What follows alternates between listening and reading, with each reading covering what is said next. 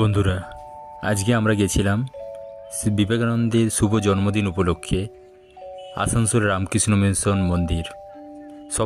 সবার এটা চেনা জায়গা, সবাই হয়তো অনেকবার গেছে ওই জায়গায়।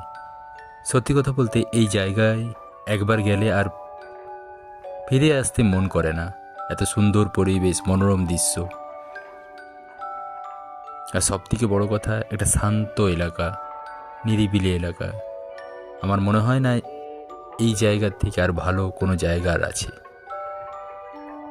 চারদিকে দেখো বন্ধুরা, কত সুন্দর পরিবেশ।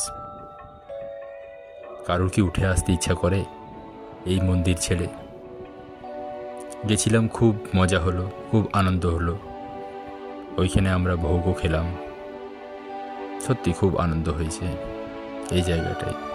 সবাইকে আমি বলবো এই জায়গাটায় একবার ঘুরে আসার জন্য। এইটুকু বলতে পারি, এই জায়গা ছেড়ে আর ফেরত আসতে ইচ্ছা করবে না। কিন্তু কি করব, সাংসারিক জীবন, ফেরত তো আসতেই হবে। তবে বন্ধুরা দেখো কত সুন্দর মনোরম দৃশ্য। আজকে এইটুকুই, টাটা বাই, ভালো থেকো।